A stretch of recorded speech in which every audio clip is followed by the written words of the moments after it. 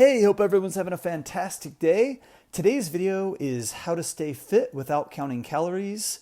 So I'm going to show you what I recently ate in a day, and this was yesterday what I ate, and then this is some clips from my workout, and the workout was from today. So thanks for tuning in, and just real quick, I did a strength training workout at 11 a.m. and I do all my workouts fasted. So it was very simple. It was pull-ups, jump squats onto this bench, and then push-ups, and I just did 2 rounds, so it was a total of 6 sets. I went really hard on each set with a few minutes break in between each set. So a very simple 30-minute workout. I do that 2 to 3 days a week. I do a couple of days of running, and I have a couple of days off. So kind of go back and forth between strength training and running.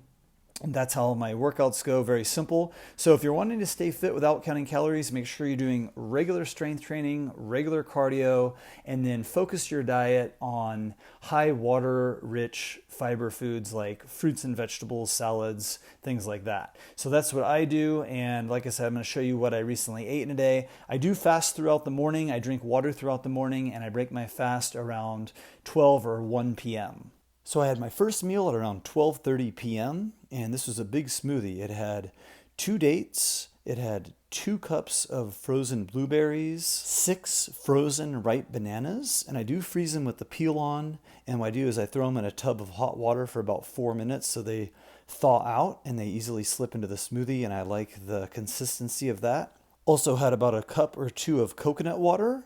And then I blended it up, so nice and simple, not too many ingredients, a nice fruit smoothie, hydrating, delicious. And it made about 1.5 liters. Then next up at 3:30 p.m., I had a big bowl of watermelon, and just after the watermelon, I had a bowl of grapes. We've been getting really good grapes and watermelon.